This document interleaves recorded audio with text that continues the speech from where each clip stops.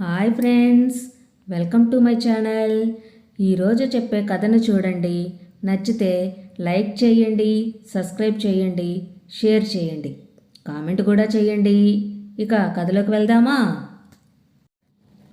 అనగనగా ఒక అడవికి దగ్గరలో అందమైన గ్రామం ఉంది.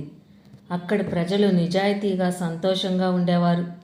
ఎప్పుడు వారు ఒకరికొకరు సహాయం చేసుకుంటూ స్వార్థం అనేదే లేకుండా బ్రతికేవారు. అక్కడ ప్రజలు అలా బ్రతకడానికి ఒక కారణం ఉంది. ఆ కారణం ఏమిటో మీరు తెలుసుకోవాలంటే ఈ కథను చివరి వరకు చూడండి.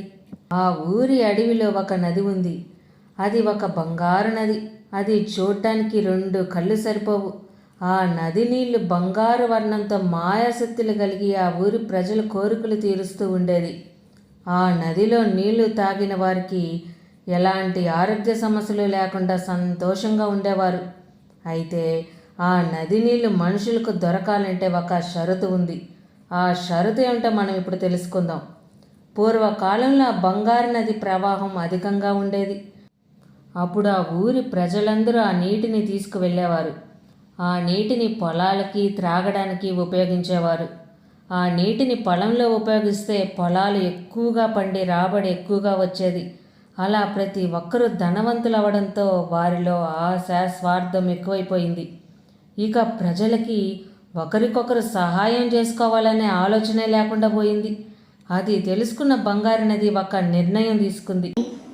నాలో నీళ్లు ఉపయోగించి మీరందరూ ఆరోగ్యంగా ధనవంతులుగా అయ్యారు. కానీ మీలో స్వార్థం విపరీతంగా పెరిగిపోయింది. ఆశ, కోరికలు ఎక్కువైపోయాయి. ఎదుటి వారికి సహాయం చేయాలన్న మాటే రావడం లేదు.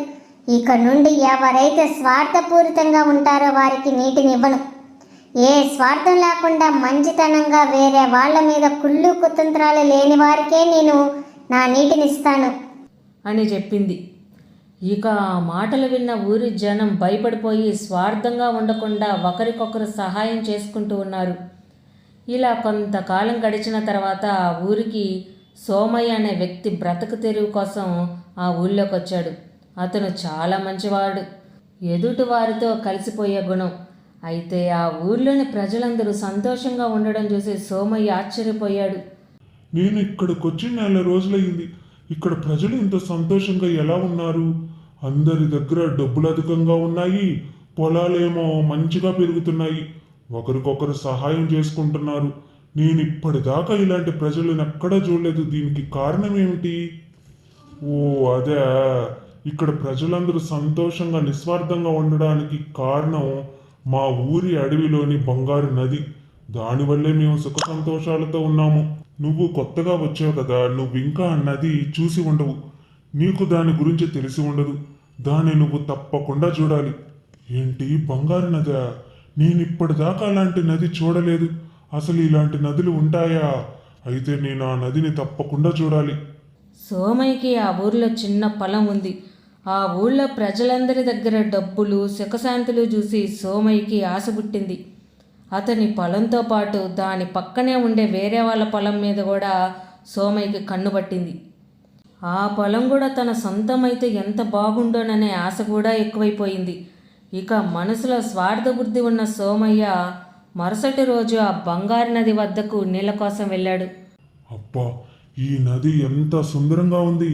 అందరూ చెప్పినట్లే ఈ నదిని చూడ్డానికి 2 కళ్ళు చాలవు. ఓ బంగారు నది, నాకు నీ నీళ్ళిస్తావా? నీ నీటిని ఉపయోగించి నేను ఈ ఊళ్ళో వాళ్ళకన్నా గొప్ప ధనవంతుని కావాలి. అది విన్న ఆ బంగారు నది అతనికి నీళ్ళు ఇవ్వలేదు. అతడు తెచ్చుకున్న కుండలో నీళ్లు నిలవలేదు.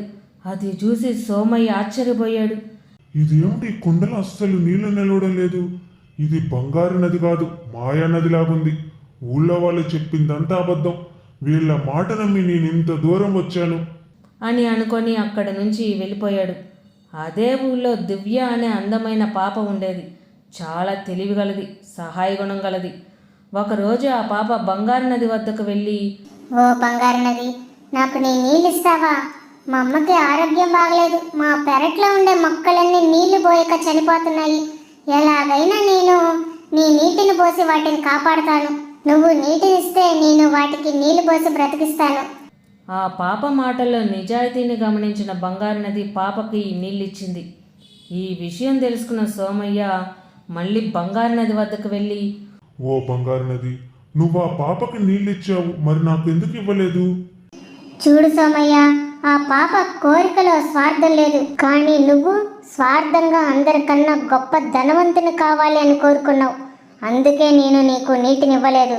అది విని సోమయ్య సిగ్గుపడి అతని బుద్ధిని మార్చుకొని ఆ ఊరి ప్రజల్లా ఉండడానికి ప్రయత్నించాడు. ఎదుటివారిని చూసి వారికుంది మనకు కూడా కావాలనుకోవడం మూర్ఖత్వం. మంచి బుద్ధితో ఎదుటివారికి సహాయం చేస్తూ ఉంటే కాలం మనకి అన్నీ ఇస్తుంది. ఇది ఈ బంగారు నది రహస్యం.